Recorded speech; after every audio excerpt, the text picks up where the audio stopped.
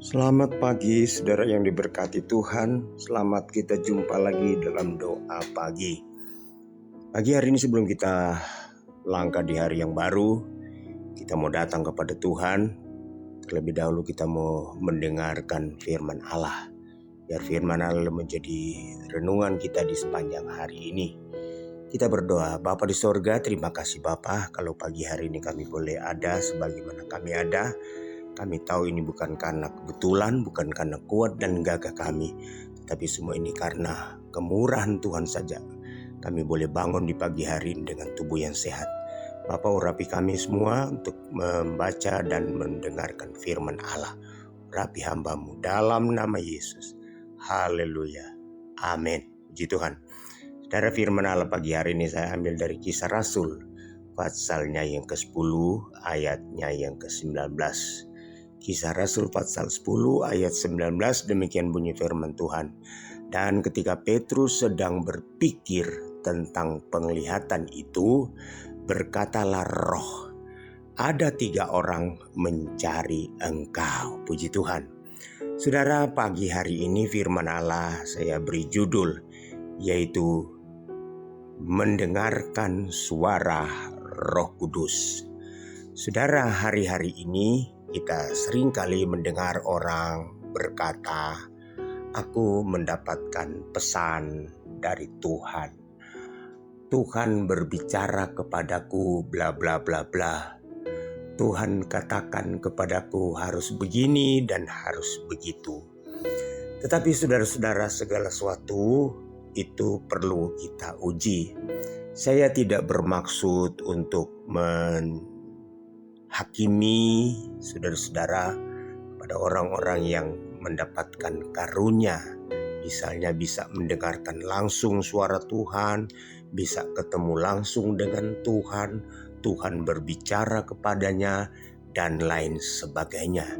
Tetapi pada pagi hari ini saya ingin menyampaikan kebenaran firman Allah yang sesungguhnya. Saudara, Tuhan kita, Allah kita adalah Allah yang tertib. Allah kita adalah Allah yang disiplin. Allah kita adalah Allah yang tidak pernah membuat orang bingung atau membingungkan. Cara Allah bekerja itu, saudara-saudara, sangat rapi. Saudara, kisah ini diangkat dari kisah tentang Kornelius dengan Petrus. Petrus mendapatkan penglihatan dan sementara dia merenung, dia berpikir apa makna, apa arti dari penglihatan itu. Dalam waktu yang sama Tuhan menjumpai seorang yang bernama Kornelius. Dia seorang perwira, dia seorang pemimpin pasukan yang namanya pasukan Italia. Nah saudara, perwira inilah seorang yang saleh, seorang yang takut akan Tuhan, seorang yang suka berkorban, suka bersedekah, terutama kepada orang-orang Yahudi. Dan satu waktu Tuhan datang kepada Kornelius untuk menyampaikan bahwa segala doanya, segala amal ibadahnya sudah naik dan diingat oleh Tuhan. Tetapi ada satu hal yang Tuhan ingin agar supaya Kornelius genapi dalam kehidupannya untuk menyempurnakan ibadahnya, untuk menyempurnakan imannya.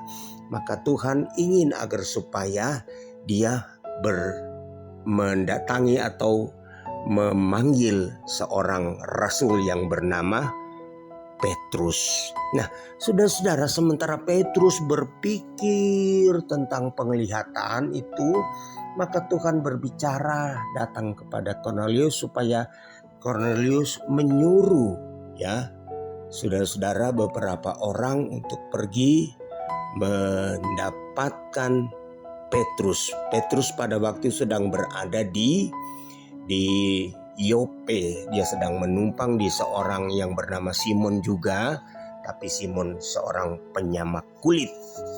Nah saudara-saudara, kita lihat Tuhan itu kalau berbicara tidak sepihak, tidak sepihak.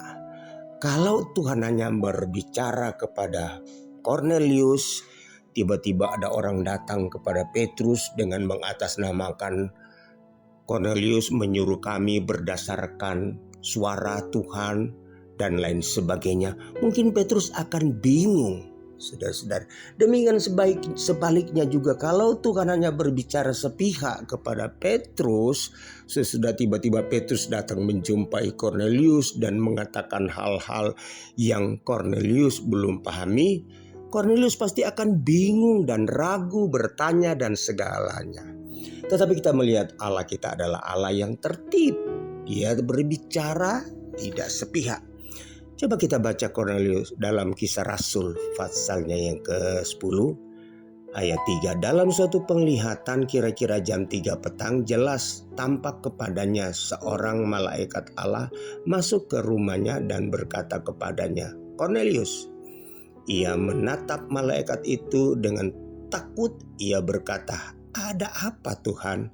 Jawab malaikat itu, semua doamu dan sedekahmu telah naik ke hadirat Allah dan Allah mengingat engkau. Ayat 5. Dan sekarang suruhlah beberapa orang ke Yope untuk menjemput seorang yang bernama Simon dan yang disebut Petrus. Saudara, ya, di saat Petrus sedang bingung apa arti semua penglihatannya, maka Tuhan datang kepada Petrus, saudara-saudara.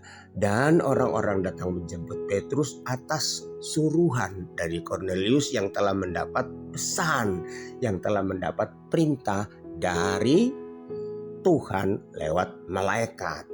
Tuhan juga berbicara kepada Petrus. Petrus sedang bingung, kemudian Roh Allah berbicara kepada Petrus. Di luar ada orang menanti engkau. Haleluya. Saudara-saudara, Petrus mendapatkan jawaban ketika Petrus datang kepada Kornelius. Petrus mendapatkan jawaban dari makna penglihatannya itu. Saudara-saudara, kita perlu, ya, kita harus memiliki kerinduan untuk bertanya, untuk mendengarkan suara Roh Tuhan. Tetapi saudara-saudara, setiap ada suara yang kita mungkin katakan dari Allah, dari Roh Allah, perlu diuji dengan firman Allah, saudara-saudara. Sebab setiap pesan dari Tuhan, setiap suara dari Allah itu pasti terjadi. Ya, itu pasti terjadi. Jadi kita harus, saudara-saudara, menguji segala sesuatu. Sebab Roh Allah datang diutus ke dalam dunia ini. Juga Roh Allah tidak memiliki program sendiri. Apa yang disampaikan, dikerjakan oleh Roh Allah itu adalah program dari Allah. Kalau saudara membaca di dalam Yohanes pasalnya yang ke-16 ayat 13 mulai, tetapi apabila ia datang yaitu Roh kebenaran, ia akan memimpin kamu ke dalam seluruh kebenaran, sebab ia tidak akan berkata-kata dari dirinya sendiri, tetapi segala sesuatu yang didengarnya, ya, didengarnya dari siapa? Didengarnya dari Bapa, itulah yang akan dikatakannya, dan ia akan memberitakan kepadamu hal-hal yang akan datang. Haleluya. Ia akan memuliakan aku, sebab ia akan memberitakan kepadamu apa yang diterimanya daripadaku. Jadi Roh Kudus, saudara-saudara, ya, dia tidak akan berdiri sendiri, dia tidak akan membuat program sendiri, dia tidak akan membuat proyek sendiri. Tetapi misi yang diemban oleh Roh Kudus adalah misi dari Allah Bapa, misi dari sorga, ya, saudara-saudara. Nah, puji Tuhan, hari-hari ini biarlah kita memiliki kerinduan untuk mencari Allah, untuk mendengarkan suara Allah. Tetapi saudara-saudara, menjadi peringatan buat kita, saudara-saudara, ketika kita mendengarkan suara, mungkin satu waktu saat saudara sedang hening, saat saudara sedang berdoa, saudara rindu mendapatkan jawaban, saudara rindu mendapatkan suara dari Tuhan. Tetapi jangan lupa saudara, setiap suara dari Tuhan saudara uji dengan firman Allah, supaya kita tidak tersesat saudara-saudara ya. Kita harus memiliki kepekaan, kita harus memiliki kerinduan, kita harus memiliki kemauan saudara untuk selalu mendengarkan suara Tuhan. Tetapi kita tetap juga harus menguji setiap suara itu dengan firman Allah ya. Satu, sebab setiap suara kalau itu dari Tuhan, satu, pasti akan terjadi. Yang kedua, pasti tidak bertentangan dengan firman Allah ya. Itu saudara-saudara. Tuhan kiranya memberkati kita di hari-hari ini, biar kita memiliki kepekaan dan kita selalu rindu untuk mendengarkan suara Roh Kudus. Haleluya. Tuhan Yesus memberkati kita semua. Kita berdoa. Bapa di surga, terima kasih Bapa kalau pagi hari ini kami boleh mendengarkan firman-Mu.